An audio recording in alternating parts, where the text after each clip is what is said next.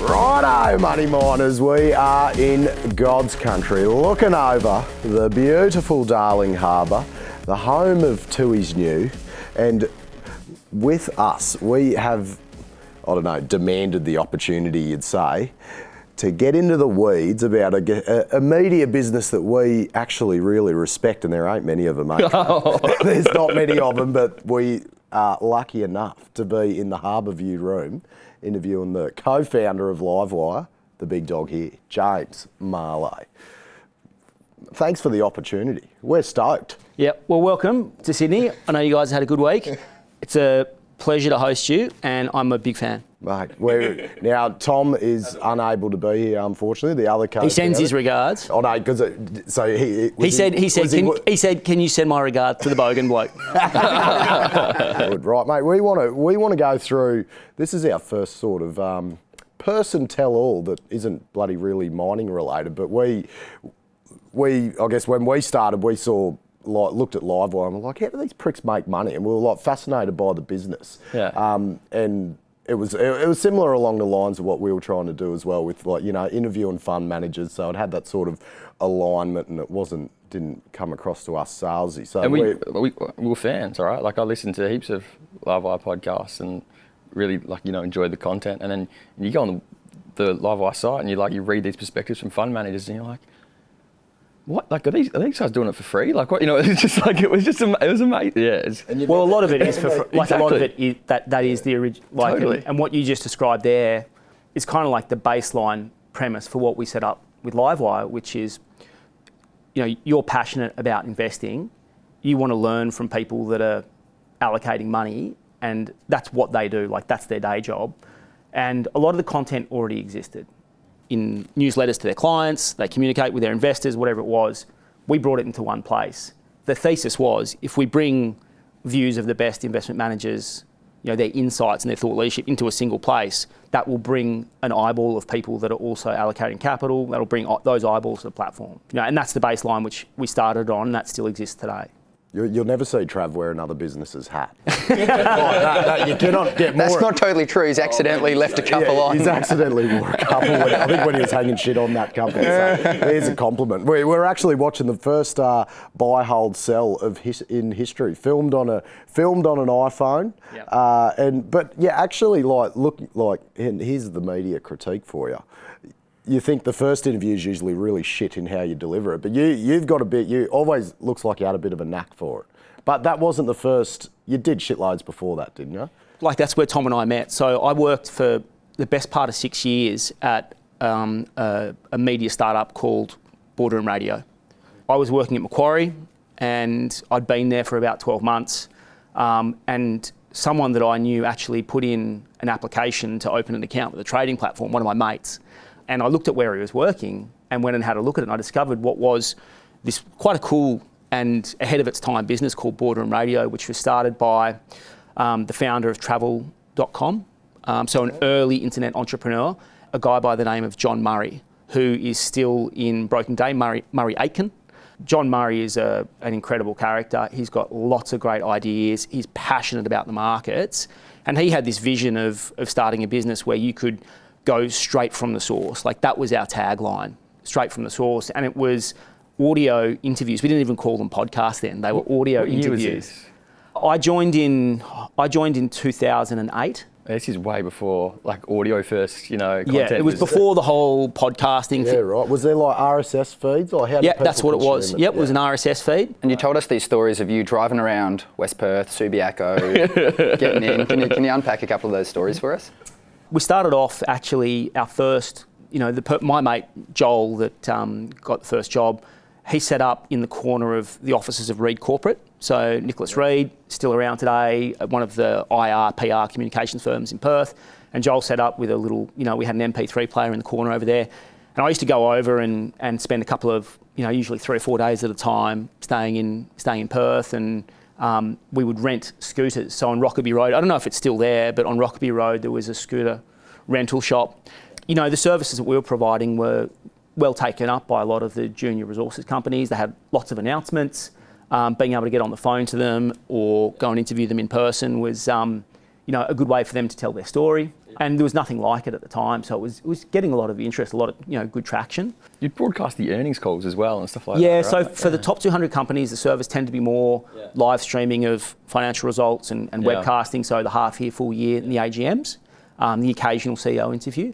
But with the smaller companies, it tended to be more, drill results out, whatever it might be. So one of the things that I remember is, you'd be happy if you're in West Perth, because you could go from the little houses where there's a couple of mining, you can go around and, it's a couple of 100 metres here or a kilometre down the road or whatever it was. But I remember I had to go to the Casbar Resources AGM, which I think was at the Perth Zoo.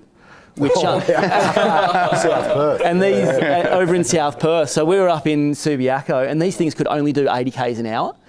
And so I was there in my suit with a helmet on, an MP3 player. I don't know the name of the road that goes over the lake to get over to South Perth, with like the wind blowing in my eyes and all these huge trucks going past me. And I'm like, what am I doing? So dedication to the cause. Yeah, mate. dedication to the cause. That was definitely it. Yeah, there are a few memories. I mean, I've got I'm keen on fishing, and on in my boat I've got like all of these stubby holders from all of the old, you go to the conferences and all of the old, the mining companies would have stubby holders. So I've got like, a few relics. I've got one called Tectonic Resources. Guy used to run that, Steve Norregard, legend bloke. I used to go and talk to him about Tectonic Resources. Then he'd talk to me about his surf spots down at Margaret River, have a good chat. So I have very fond memories of and I really enjoyed I really got into the mining side of things while I was there. I remember we would also get access to the, not access, like you would just receive the announcements from the companies. And I remember when Sandfire hit DeGrussa, I was like one of the, the announcement came through, I was on Nick Reed's mailing list, he was, representing them, and I stood there and watched it and did nothing with it. So the information can come across your desk, and I didn't do anything about it, but like, you might not be the first 1% to get the information, but if you're in the first 10%, or first 15%, like it takes a long time for that information to get out, and so there is a second chance. You can often see a share price, if it's low in the mining space, it can go up like 30 or 40%, and your instinct can be, I've missed the boat. But I just remember with that story how it just continued to grow, and it was really around obviously the quality of the asset. But that was definitely something I remember. We often think like, there's this saying, if it's in the news, it's in the price. And I think there are a lot of exceptions to the rule, because we have like pretty inefficient markets and discoveries get bigger over time and all that sort of stuff. It's that boardroom radio. It was like doing audio first content back then. It's both like very ahead of its time and behind its time at the same time, because radio was a massive thing back in the day. But you had that period of time where like radio was lulling, but people hadn't adopted podcasting yet. I wonder if like that kind of business, re-emerged again, do you think it would have traction? I think it's probably moved past that already. And I would say, when, as late as last year, when we had a look at the market for content and broadcasting around listed companies and all that sort of stuff, it's become quite crowded. Totally. And the other thing that's happened, like back then, creating content as a business, like that was, you had an advantage, or you had a skill that wasn't widely available. Like now, everyone can create content. Like these devices that we've been given, iPhones, people can just start. The barrier to entry for content creation is nil. And so, the IR firms are now creating their own video packages. Everyone's, to create a video package, get it looking reasonably good, and then get it online. Like there's zero barrier to entry. New podcasts going up all the time. So, yeah, I think maybe I don't necessarily know that opportunity would re-exist. I probably wouldn't be diving into it myself. It's such a big economy that has to get fed from. Well, you talked about Reed Corporate there, one of the OG sort of investor relations in. But now there's in Perth, but now there's shitloads of them, and then there's content creation, and then there's such a massive amount of organisations that are all fighting for capital from all these mining companies Who want except capital. us. No, like fight. Yeah. So the IR companies are fighting for capital from companies who just want to be promoted to get capital. Yeah, exactly. Yeah, and, except us. Which works in a bull market, right? Like everyone gets what they want in a bull market, but when it's not, like, you know, it gets pretty skinny. So when did you have the entrepreneurial bloody inspiration to go down this path? When did that sort of first come to fruition? So I joined Boardroom Radio. Tom joined about 6 months after. Yep. We sat next to each other. We're doing effectively the same role. And then over time, we pulled out the companies that we were working with together, covered them together, and sort of started working together. And we had a good and a long working relationship at Boardroom Radio. One of the things that we found was that when we were wanting to do background research, access to information was hard. It was behind paywalls, wasn't easy to find, and so it was, how do we, maybe that's a problem that other people have.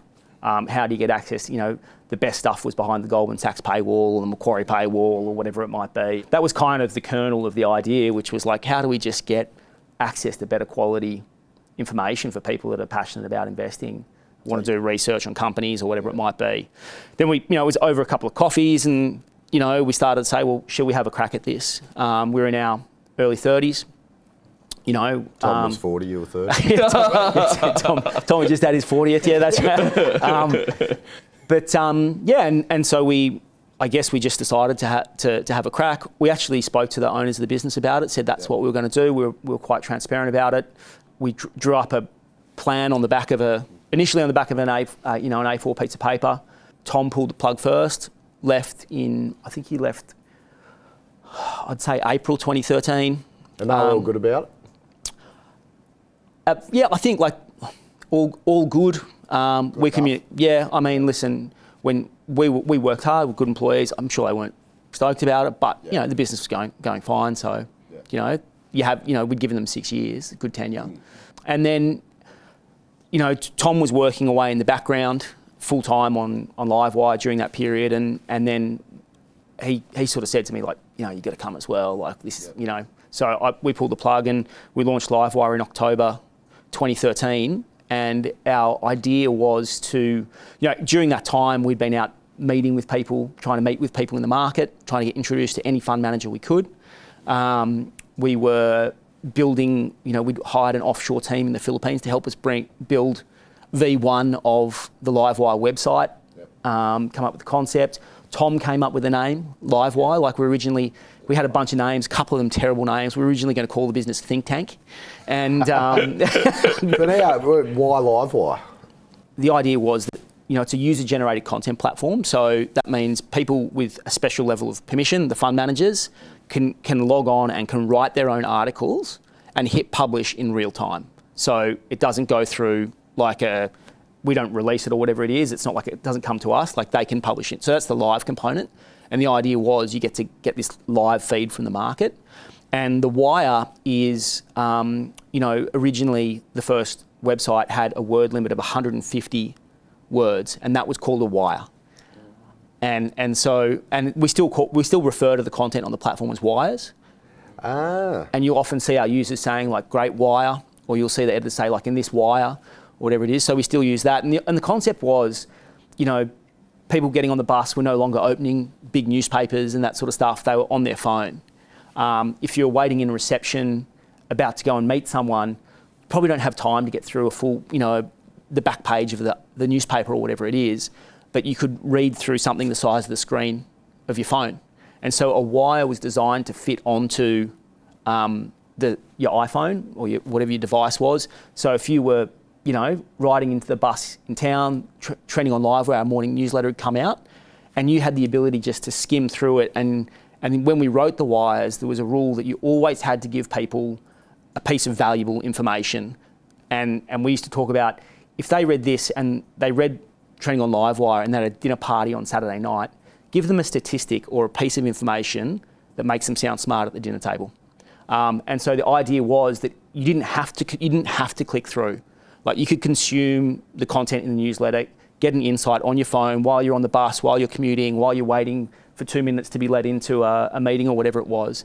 And so that was the concept, was that you could grab an insight at a glance or click through for the full story. And how did that first year, quitting your job, trying to start a business, perhaps looking at funding and all these sorts of things, how did it pan out versus expectations? Well, you know, we thought we were building Facebook. So I can see you start sweating just as you talk about this first year. Yeah. Listen, the first year was like, the highs and lows are like extreme. So, you know, you go into a meeting. I remember we set ourselves the goal of like having 50 meetings in a month to go and meet with every investor we could find to convince them that they should be publishing on Livewire. And we did 63 meetings and like just pounded the pavement. And when people say, yeah, we'll give it a go, like you're high-fiving each other. You're like, can you believe that? We just went and saw this firm. They said yes, you know, and so, you know, the support you got was awesome. Out of those 63, how many were yays and nays? What was was what you were pitching like in terms of like its exclusivity to fund managers and experts and everything? Was that received well? The biggest piece of resistance, or the biggest part that people didn't really get, was like, why would I share my IP or my best insights with you guys for free? Yeah. Like that was just the hurdle. Was like, aside from the fact that fund managers, their job is to manage money, not to write content. So like that still exists today. But the idea of sharing content, like it seems foreign now because everyone shares everything. People share too much. But back then, the idea of sharing, you know, even though a lot of the content was on the internet and publicly available, it wasn't widely disseminated. It wasn't easy to find. It was usually tucked away in a PDF in some dark, dusty corner of the internet. And so when you were going and speaking to fund managers and saying, like, we want you to share it, like that was a barrier for sure. But everything at the start was free, was it? Yep. Like there was you're like, just do this for nothing. Yeah. Yep. It's you know, you're trying to sell something that doesn't exist yet as well. You're like, yeah, and they didn't know who we were. Yeah. Like Tom and I didn't. Yeah. We were not well known to these people. Livewire was a new name, and so. But from the beginning, you and Tom, you've clearly, you know, you've had the experience with Boardroom Radio where the business model revolves around companies. Yeah. This time around, you're like, no, fund managers. We want content from fund managers. What was the thought process with you and Tom in making that very, you know, distinct decision? Because I think they control money. They've got their reputation, their performance is measured. You know, they had their hands, you know, often their own capital, but they have their hands on the money and they're making those decisions. And you know, we would often hear companies saying, you know, I'm not interested in the retail space. We want to engage with the professionals. You know, and then there was some newsletters around the market from the inside that if you got like put onto those lists, it was like you were part of a club. Yeah. You know, Richard Coppelson at the time had the afternoon Coppo report. Go Australia. That's no, Charlie Aitken. So that was. We got confused. So ringing the bell was the morning one. Yeah. Which was Charlie Aitken. Yeah. And then the afternoon one was Coppo. Yeah. And that came from the Goldman Sachs. You know, he was sitting inside Goldman Sachs at the desk, and it was like everything that happened in the market that day. Table. I mean, you guys would have loved it. What was like? What do you remember? Some stuff that you would have seen in there. Oh, listen, from Coppo, not so much. Yeah. Like, you know, it was just like the daily download, everything that happened, block trades, all that sort of stuff was in it. Just in cheeky language, well, like yeah. it was I mean, authentic, listen, you know, like, spelling mistakes. Yeah. Weird use, like you'd given your 5-year-old a highlighter to go through it. Yeah. He was really good on like seasonality and patterns and that sort of stuff. Yeah. Like he would do this really awesome analysis. He still does it on like, you know, trends in the market, when do stocks perform and all that sort of stuff. And he would do lots of background analysis, lots of tables, lots of data. I would say that's probably a good like earmark of Coppo. He also used to be, and he probably still is, he had like this weird fascination with shark attacks. And so every now and again in the Coppo report, there'd be statistical analysis on like the behaviour of sharks and when patterns of shark attacks happen. And he came up with this concept of the rogue shark. You know, it was, it was. Did you ever get him for an interview? Yeah. Yeah, no, we still, Coppo still publishes on Livewire today. He sends us some of his reports when he feels like he's done some good analysis, which is awesome. We're really appreciative of. He came and participated in one of our Outlook series videos, which is where we ask a bunch of fundies to come in and kind of, it used to be like pros versus the punters. So we'd ask our audience, like, what's your best tip for the next year? And we'd get, 10 fund managers to come in, and then we'd measure the two portfolio. We'd kind of, as a bit of fun, just how do you go versus the pros? And he came in and tipped Afterpay in the early days. So that was his one video appearance. He tends, he's not so much up for it these days. How do you back that up? Where do you go just from there? just retire. Yeah, mic drop. You're not going to top that. Yeah. So, but all these characters of, I did an interview with Charlie when he launched Aiken Investment Management, and they're passionate. They're passionate about investing. They're still in and around markets. They love it. So, and they're good characters as well. So how do you, turn the business from asking people to come and chip in and help you out and start building this platform where there's written content, there's videos, into business that's making money? Can you talk to that era in Livewire? Yeah, so I guess the important thing to point out first is like that base model of being able to contribute content for free exists today and is like the lifeblood of the business. So having that always available. So if someone says, how can we engage with Livewire?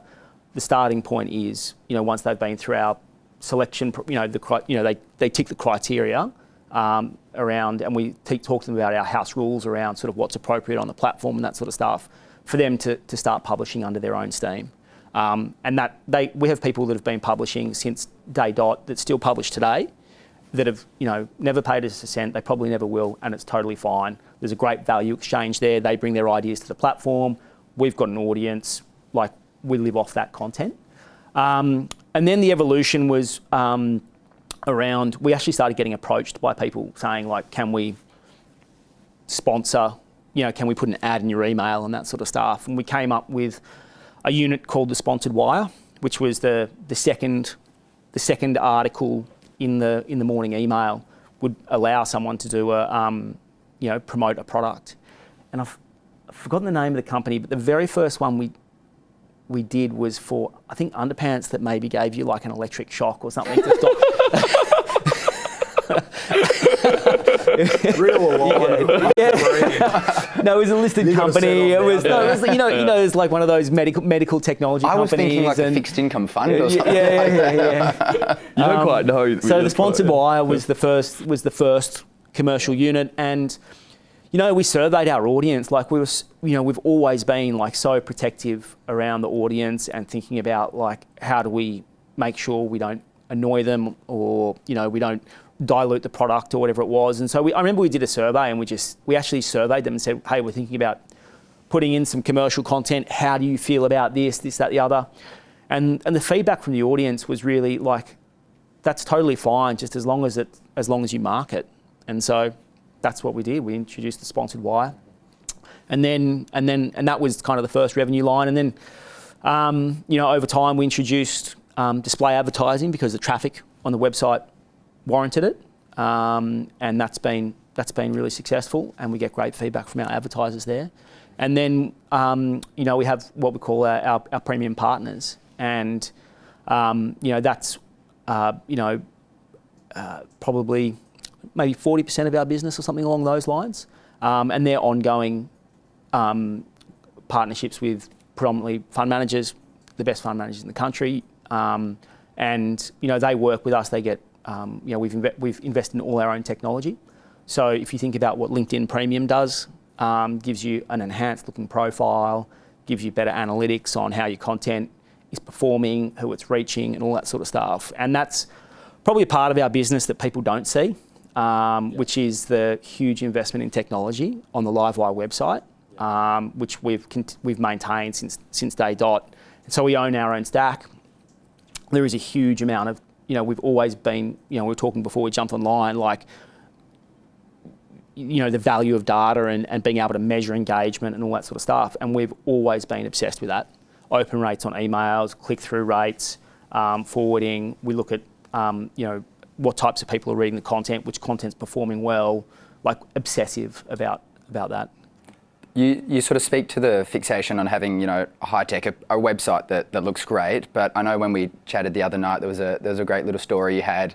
It's come a long way. Can you share the story you had about showing that there were flaws in it in the early days? Yeah, I actually had a chat with Tom, my business partner, last night. We were talking about the first piece of tech, and actually a better story than I can tell that one as well. But I remember the day we launched to launch Livewire. So we'd had V1 of Livewire, which is not what we use today. It was built with some offshore developers in the Philippines, and we got it up and running. I actually sent you the video of the first demo that shows the original piece of technology. So when you get a chance to watch that, there's actually a demo of the first piece of tech that we used. But we did a launch event. We did some PR. We're gonna launch this event. We invited everyone we knew in the market to come along, and we had a panel session with Jeff Wilson, Steve Johnson, Peter Morgan, who's ex-Perpetual, and Matthew Kidman. And we hosted a live event. We live streamed it. It was a panel session with these market masters. It was a great day. Like, we got a whole bunch of new registrations. There was a great energy in the room. We were in it. One of our friends, Andrew Hansen, let us use their facilities. So we had a nice harbour view. It felt awesome. And Tom and I were in the aftermath. We were up at the Ivy Pool Bar, having a few beers with some of our early supporters. God's country there. And the Ivy. One of Tom's mates just said, "Your website sucks." Oh, really? It was like, we were like on the high. You wouldn't want to go just dunk your head in that pool. He just tore into it so hard. And I never come off a high to a low so quickly. And he just said, "Doesn't work on this phone. Look at this," and just was so dismissive. And it was brutal. And I remember catching the bus home after that, messaging Tom like, "Mate, XYZ." Oh, I was fuming. But the reality was, it was fair. Yeah, but on the surface, you didn't think that till that bloke said it? You probably knew it had a few bugs, but putting something live and you're testing in your own environment, and so you find your patterns of using a website or whatever it is. It worked for me. I knew how to navigate it, but you sort of compensate. You don't think about he was on a Samsung or a different type of phone, and it was totally valid feedback in retrospect. So the website today, because you look at it, it's very, very sophisticated, custom website, I assume, which means dollars. Yep. But the way everyone consumes content these days, between YouTube, podcasts, but then you've got the website too that you put a lot of capital in. What do you think? Would you do the website from at the start now, knowing the amount of capital that's gone in? What role does that website play? Yeah, I think it's a really good question. I think the first thing I'd say is continuing to invest in the website increment. It's easy to look back and say we spent this much money on it. This is what the website does. But there are things that we've added to that website over time or built in that have made it very sticky. Good for users, good for our partners and the data and that sort of stuff. I think the other thing I'd say is that we haven't fully felt the benefit of the investment in the technology yet, but I think we will. And that is around being able to provide a more customised experience to the people that are using the website. So as it stands today, it's quite a homogenous experience unless you go and customise it yourself. And these days, you think about Instagram or Facebook or whatever it is, you're not going in and setting preferences or anything like that. It's working out what you're into and showing you that content. Same as YouTube. Podcasts have got a recommendation engine. Netflix have got recommendation engines. And so that's something that's on our roadmap. And how do you start to show people more of the content that's relevant to them? And you need the technology underlying that needs to have what's called a data layer. And so we've just built that data layer across both Livewire and Market Index, and the ability for us to start serving people far more relevant content. That's possibly the biggest, when people leave, unsubscribe from our email, frequency and relevance are two of the big things that come up, the most common things, I don't need content every day, or, I only need a portion of the content that you're providing. So how can you start to tailor for those sorts of things? Listen, it's The other thing I'd say is, like, it's very easy to look back in retrospect and say we should have done this differently, but you can only go on the path. You have to go through the hits to learn it yourself. You've got to learn from there. Yeah. God, the algorithm's going to imagine that algorithm to try and get the preferences. No, the preferences. Oh, have fun with that, mate. No. that'll be an achievement. There are open source tools that you can utilize to help you with that stuff. In these, like, the early days, like, you created like a degree of exclusivity. Like, there was real pride in being a Livewire contributor, and you had, the big names on board. Were you hoarding that? You wanted to, like, create this, like, real sense of, like, this is the in club. You want to be, how did you think about that? Yeah, I mean, I think you've described it. Yeah. Described it well. It's uncomfortable at times because you have people approaching saying we'd like to contribute, and saying, explain to them that the role of Livewire is this is who we think it is for. And so you had to be really clear around, who was Livewire a publishing platform for. And for us, it was quite simple. It was, we needed to validate who you were. You need to be working for a fund manager. You need to be, portfolio manager, or an analyst working on a fund, have your hands kind of on the money. And you need to use your real name. You need to use your firm. There was no, like, fake names or anything like that. And so, yeah, that was definitely the, the approach. And, people care about who they're presented alongside. And that's very much the case when it comes to fund managers. Reputation matters. They look at the company they keep. And, with a media business, I think if you focus on you've got to work out, do you want to be a volume and a quantity person, or do you want to be a quality? But it's very hard to scale quality. And so, that was what we focused on. We really focused on quality. We never said we need to have 200 pieces of content going up each day. We don't need to be, if there's 5 pieces of content on the website for a day, that's fine. Yeah. And so that was the pathway that we went down. It was definitely not about, like, this person's better than you, or we think we're too good. It was just, we were very clear about what we wanted Livewire to be. Sounds a bit like the Coppo mailing list. Yeah. There was a little club. The in club. Yeah. It wasn't just dished out to everyone, and that creates similar to what we're doing, like creating FOMO, because I assume shitloads of sell side people were coming to you. I want to contribute and everything. And listen, the sell side's actually, if you think about what's happened on the sell side, like, they've been under pressure for a long time, like trading. Trading volumes and pricing and that sort of stuff's come down. And, their last bit of IP, or not last, but an important part of their IP is their research. And so they are not that keen still to share, the research that they're producing. That's for their clients. That's for the people that pay them. So, and the sell side, there might be 100 brokers or whatever it is at a firm. That's, like, there's not really a coordinated effort. They're sort of looking after their own book or whatever it is, and so it's hard for an individual to represent a firm, or the firm says, you don't have a media license or whatever it was.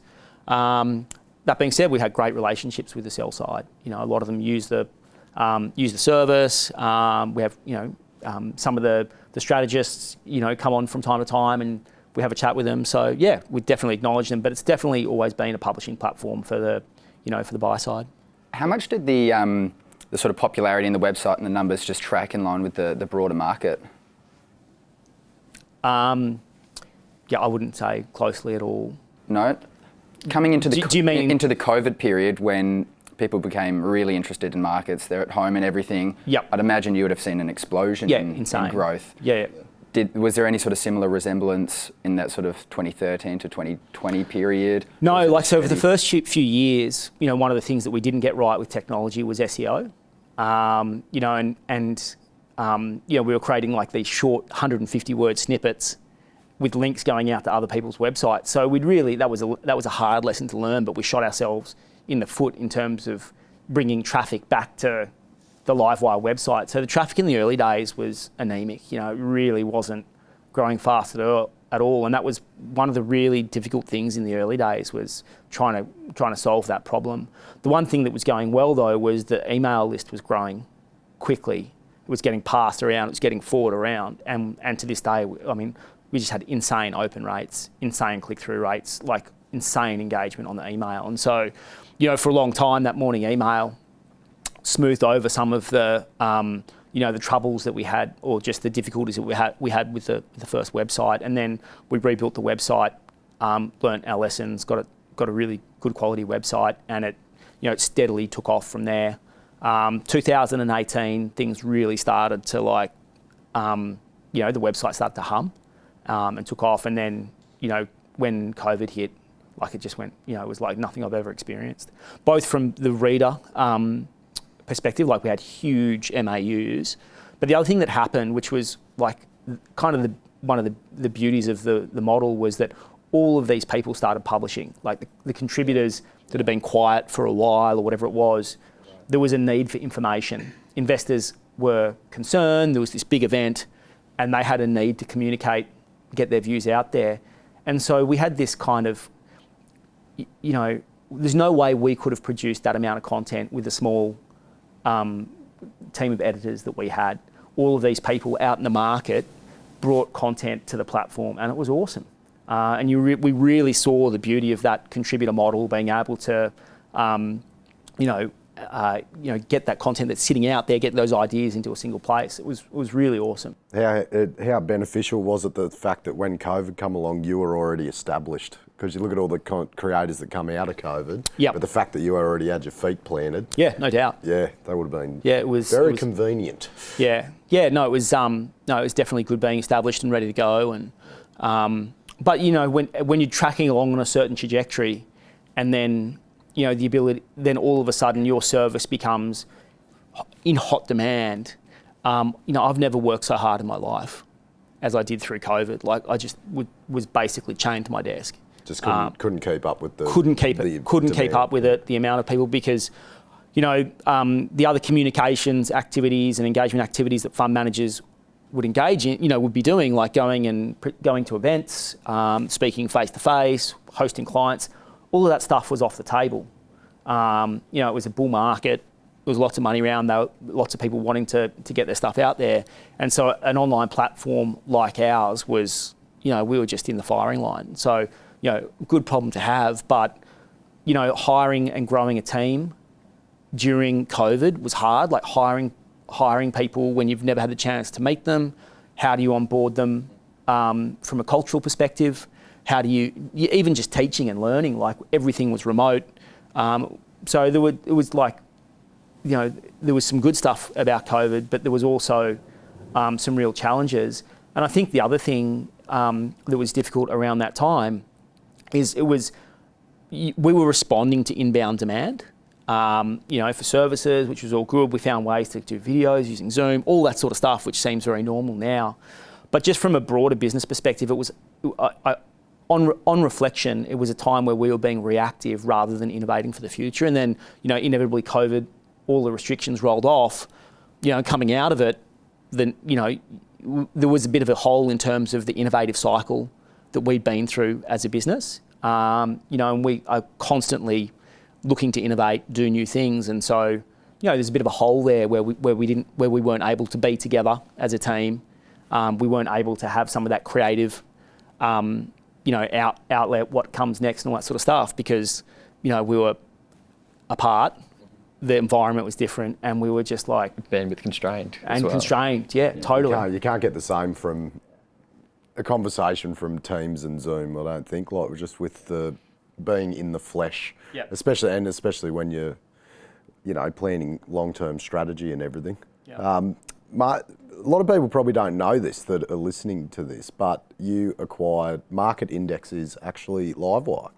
That's right. I know there are a lot of... I didn't know it. I didn't know it till we talked to you. And it's a wicked website. Like. We use... That is just one of those things that's open all the time for top 20 shareholders, directors' transactions, probably the best updated market cap on share. Yeah, just great screening tools. It's really... It's just a phenomenal product. Yeah, well, I don't even I've got to use the scanners more often. There's that much in it that you forget it's there. Yeah. And so when did that get on your radar? Yeah, so I mentioned we came out of COVID and we definitely were looking at, you know, we had an external person come and do some work with us around what are some of the the opportunities for us to continue to grow. Sometimes it's good to get external, someone to help you run a process to kind of take away any biases internally, groupthink, that sort of stuff. And one of the opportunities was to look at sort of expansion offshore. One of them was like adjacent opportunities where we could take a model that we've been successful with to another market. And as part of that process, we went out and had a look at just what's the landscape for media businesses in Australia. Market Index showed up. We'd been aware of it long before then. Matthew Gabriel is the founder of Market Index. He's based in Perth, has a broking background. Worked at, I think it was Patterson's for a while. And he's just been beavering away, building this beautiful website, as you described, in the background. And, it looks quite simple. Looks, like a... Oh, I can imagine it's not. and that's the beauty of what he's done. He's taken the complex, all of these different data feeds on, stocks and indices and all that sort of stuff, and made it just so easy for you to find what you want. Everything you look for, the button is exactly where you'd expect to find it. Yeah. And the thing that's... it's free. It is free. That's so right. Tom and I are big on like user love. Yeah. Matthew Gabriel is next level on user love. Like he's blinkered about wanting to create something that is amazing for investors. So he coded the whole thing, did he? I think he's had some help over the years, but he is like the driving force behind it. And the thing that's incredible about that website is just the amount of traffic that it generates. And that stood out to us. Tom originally reached out to him, engage with him. It was good to go and meet with him. They stayed in contact around updates that were happening at Market Index, and Tom was like waking up at night saying like, if we don't do something here, someone else is going to get it. And he was but not a media business. Like, can you speak to that? Where did you see? What was the opportunity that you saw? They're quite complementary, the businesses. So from what you can see from the outside, Livewire, words on a page. People talking about what's happening in the market, providing there. Whereas Market Index is all data. It's very, very data heavy. It's quite, there's not a lot of articles on there. Most of it is around like, this is what price is moving, this, that, the other. Whereas Livewire is, experts saying, I think this is what's going to happen. This is what we've seen. So quite complementary there. The skill sets were different. Tom and I were good on the media, good on relationships. And good on the business development side. Matthew built that, from scratch. So there was a technology capability there that he had that he could bring to Livewire. And then it was also around like size of, like the amount of real estate that you have. And our assumption, and it's been proven to be correct, was that the audience on that website was very high quality. And that's actually that is the case. People from, a random searching for the share price of their Woolies, it comes up as the first or second link in Google, through to, I have people that at the top end of the market that they tell me they use it. We've had requests from fund managers saying, can you provide us with a data feed on X, Y, Z from Market Index? Like, it is a loved website. And so, there's a few opportunities there when we bought it. They had 3 revenue streams, most of them pretty underdeveloped. And we just thought there was a meeting of minds, an alignment around, wanting to provide something really good for the market. We were able to put the businesses together. Matthew's, a director of the business alongside myself and Tom. And, we're 15 months into that acquisition. What we've done is we've stopped they had a service offering which was for listed companies where they could pay to have their news articles covered and all that sort of stuff. We thought that was an opportunity. We spent 12 months on it. We've decided to leave that part of the market, so that's no longer available. And if you look at the website now, the tiles promoting companies and that sort of stuff have disappeared. And that would have been a Back to the Future of boardroom radio again, Well, that was part of the thesis for why we thought we could do it, was because we know this market. But 10 years is a long time. Yeah. And I talked to you about some of the, when we did DD on it, one of the things that I did notice was that the market is far more competitive. At that, there's a lot of media operators, that sort of stuff, selling pay for content sort of stuff. So, we've decided that's not for us. We also didn't feel like it necessarily aligned with the Livewire brand, and our hearts weren't fully in it. And so that's been shut down. Being audience focused as well. It's like that kind of content, we think is a fast way to lose audience trust. Yeah, and it showed up in the numbers as well, because you write an article around a small company and no one would read it. So it tells you there that this is not what the audience wants. And so that was, it was a great learning experience in business, and now we feel more energized, we feel more focused, we feel more aligned with what we want to be doing.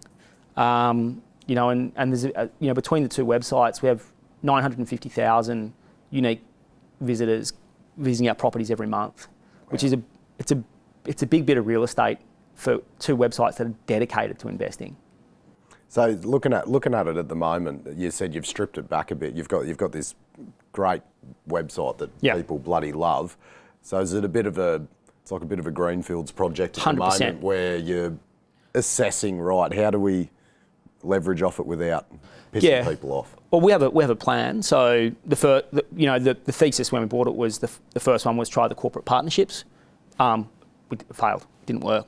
Made a decision on that. The second part of that was display advertising. There is a huge amount of unsold inventory there. We've been through a deep dive on the audience, so just educating the market around that opportunity. And Market Index, people use it. I don't think people are that familiar with the brand. So there's an education process around there, but that's just time, and that's relatively, that will come. You got the SEO working well, because you type in a stock code into Google and it is the first thing that comes up usually. Market Index. Well, that's all Matthew and the team. Yeah. I take no credit for that. Mate, they're not here. You take credit for everything. He need the click-through trick. And then it has a couple of direct-to-consumer offerings already. So there is there are some services, and we think longer term that there's a great opportunity there as well. But yeah, absolutely. For both websites, the one thing that we want to do is continue to make sure it's good for the user. What's the vision, James? Like, where do you've built, we look from the outside, we're having a crack at a media business, and we're like, it's wicked to see someone pop up, create an authentic and very high integrity business along the way. Yeah. The media business took over the tech company. Like, normally it's the other way around or whatever. It was what's the driving vision to steer it now? Well, I think the driving vision at the moment is that we've got a really long runway for us to continue to grow the business. At the core of it is how do we continue to make these websites awesome for investors? And there's lots of opportunities for us to continue to improve on that. There's some good stuff going on. It's far from perfect, so continue to polish that. But how do we get the two websites working really nicely in conjunction with each other? There's no kind of how do we start to introduce the audiences between the two so they can get the best of both platforms, round out that picture of the information for the investors. And then in terms of the vision, as I said, I think, how do we continue to build tools for investors that make them more successful? That's the heart of what we're trying to do, is just how can we help investors be more successful?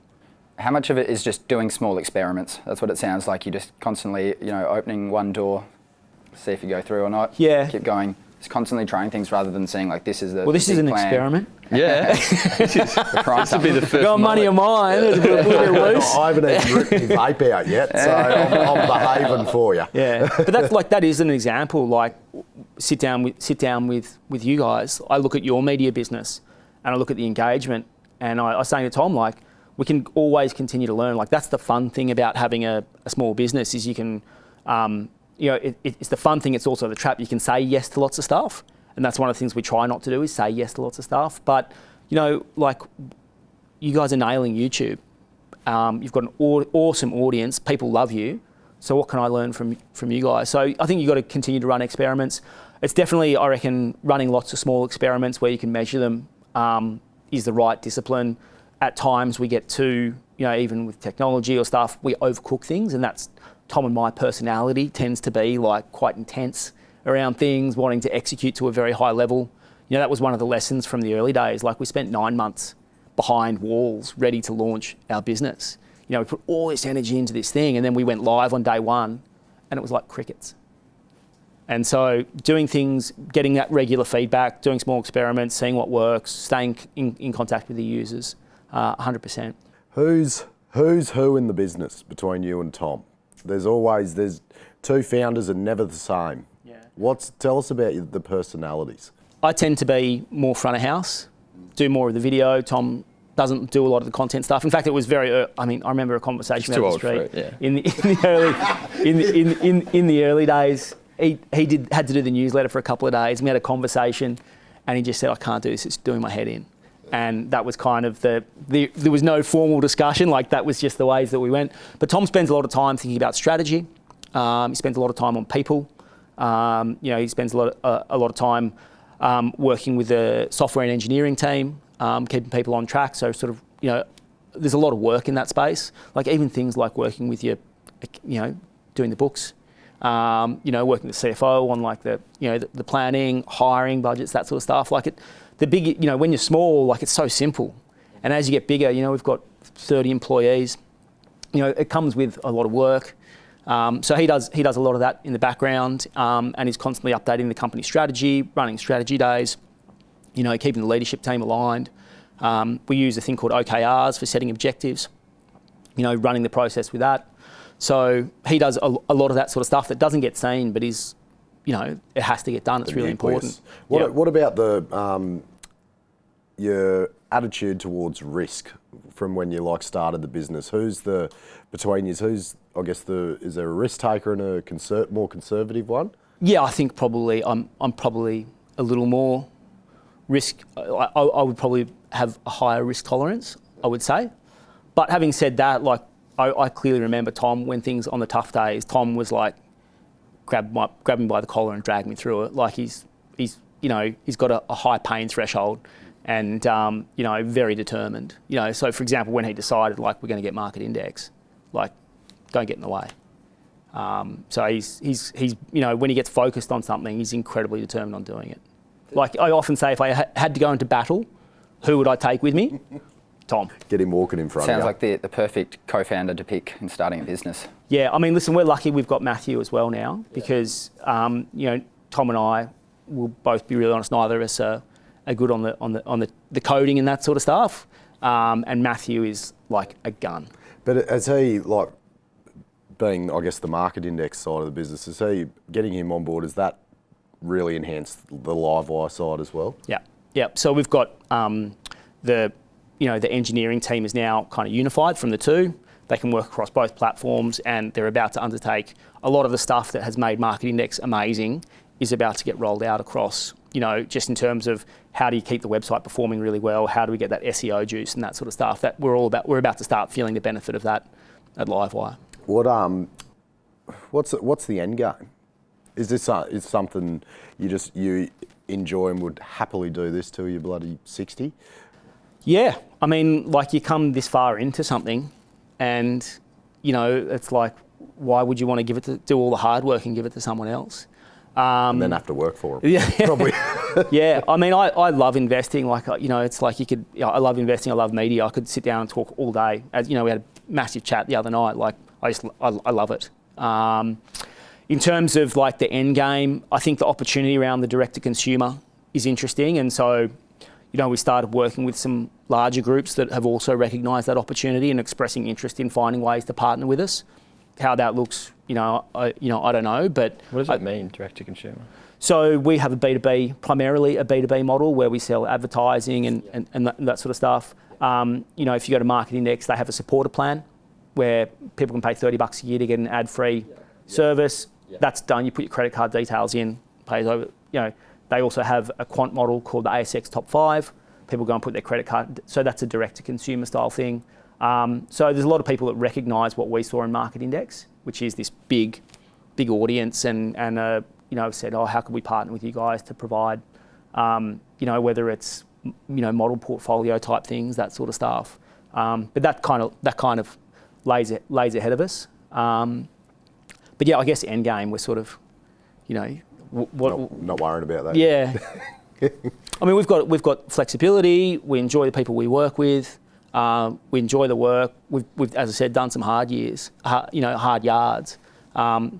there's a lot of good stuff that lies ahead. Something that interests me that you told me was your and Tom's strategy sessions, going to a deserted island for a surf trip, and like, is that I think I remember you telling me that. We did a few strategy sessions up and down the coast. Yeah. So you know, get some clear thinking, that sort of stuff. Both keen surfers. You know, and every now and again, it's good to go and spend some time, you know, alone and, you know, away from the day-to-day of the office. It's hard to pull, you know, you're entrenched in it all day, every day. So it's hard to, it can be hard to pull yourself out of it. And you've got to have a, step back and say, all right, how are we going to get from here to here somewhere in the future rather than down there? And that's what it is. Like, you go and reflect on a strategy document, say, we want to get to here, how are we going to do it, break it down bit by bit. And then when you go back and look at that document 18 months later, 2 years later, you go, oh, that's actually, we did what we said we were going to do. So, you know, going and spending time, you've also, you know, like business, there's highs and lows, there's, you know, there can be some moments of disagreement or whatever it is. And so you've got to build you got to work on the relationship with the people that you're working with as well. I mean, I don't know what it's like, and you know, you guys always, you know, high-fiving each other, but there can be difficult days, and you got to, you know, invest in the personal relationships as well. Oh, me and Trav have wanted to bash the shit out of each other. It's not as much now that we're actually making money, but when we weren't making money, it's stressful. Was that similar? Do you and Tom, like when you were in the early stages before you know, you didn't send out invoices for ages? Like, yeah. Did that cloud your judgment at any times, like the fact that, like, far out, we could use some cash right now? Yeah, totally. Yeah, it's an immense amount of pressure. Tom had left a, you know, we were getting paid reasonably well, and Tom left to go on to, you know, smell of an oily rag, and had his first child. And then he tells this story where he went and pitched an idea to someone that was in the VC space, and they just blankly said to him, like, that's the worst idea I've ever heard. Like, he just straight up. Geez, Tom cops it between the website and the that comment, far out. No, that was Tom's mate. He just served it up to me. Yeah. But yeah. So there's, definitely. But you know, like when you're a bit younger, you're a bit more resilient. You're hungry. It's the early days. You know, you ride the highs and lows, but you've got lots of energy. And you'll bounce if it doesn't work. Yeah. Give yourself a rating from when you started to now. Where you are you happy with? Yeah. Or is it exceeded expectations? I don't know if I'd say exceeded, because you're never happy. Like, there's, you know, there's always things that could be done better. But yeah, like when you stand back on reflection, you go, you're happy. You're like, absolutely. Yeah. When you watch that first buy, hold, sell.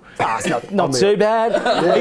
Clearly they got most of the calls right, so that's what matters. It was better than our first one. Yeah. I don't watch myself back on camera too often. I don't enjoy that part. But you know, and you know, I haven't talked about it a lot, but you know, we have really long tenure with our team. Like, we have a lot of people that have been with us for a long time, and even people that have left spent a long time with us. So we've got, you know, we have a really awesome team of people. We get on really well together, which is, you know, it's a great place to go to. Like, I enjoy going to work. I enjoy spending time with the team. It's usually a lot of laughs, that sort of stuff. Well, that's the turnover tells you a lot, about a business, I find. That's good validation if there's a low attrition rate. Yeah, I mean, we had people that left us and came back, and you know, our first content guy gave us 7 years. You know, we've got multiple people that are, you know, sort of 5, 7 years for a business that's only 10 years old. Like, it's pretty good. Yeah, mate. This is to finish off. This is your opportunity to just look straight down the camera and give Tom a message about how much you love him. I do. Tom's my second wife. Well, mate, this has been great fun. It was good to get really into the weeds about what the start to finish the start to now of Livewire, because it's far from finished. But yeah, as we said, we really, really respect your business because it aligns with what we do, because it's like it's not salesy, and we know that, like, the effort you put into to really analyse, right, does that align with our brand? And like, every piece of content has to be based on there has to be a decision attached to it. So yeah, mate, congratulations on behalf of us. Yeah, well, thank you first of all for reaching out. I've enjoyed the few chats that we've had. A couple of beers the other night, it's good. And yeah, I'm impressed by what, you know, I heard about you guys before I saw you, which I reckon is a great sign. Like people said, you should check this out, which is, you know, usually a sign that you guys are doing something right, which is awesome. We just got bailed up in the bloody street by some random from Export Finance. We're like walking around Sydney, we're like, yeah, it's probably because we got the bloody shirt on. Like, one guy come up the other day and he's like, nice. He's like, I was out the front of where we're staying and he's like, nice hoodie. He's like, oh wait, it's you. That's all, yeah, it's very humbling. Nice one. Oh well, that's it. A few autographs on the way back to the airport before you leave. Yeah, you know, always got time for everyone, mate. He's got time for his fans. I just think there's a message to the public. I think everyone needs to lift their standards of fan base, I think, because if they're bloody wanting a selfie with me, what is going on wrong with the world? Right, mate, thank you very much. That was good. Thank you very much. Thanks, James. Sorry, boys. It's always awesome to hear an entrepreneurial story, so it was great to chat. No, I appreciate the opportunity to tell a story. Just flick us a few 50s if you don't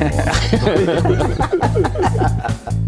The information contained in this episode of Money of Mine is of general nature only and does not take into account the objectives, financial situation or needs of any particular person. Before making any investment decision, you should consult with your financial advisor and consider how appropriate the advice is to your objectives, financial situation and needs.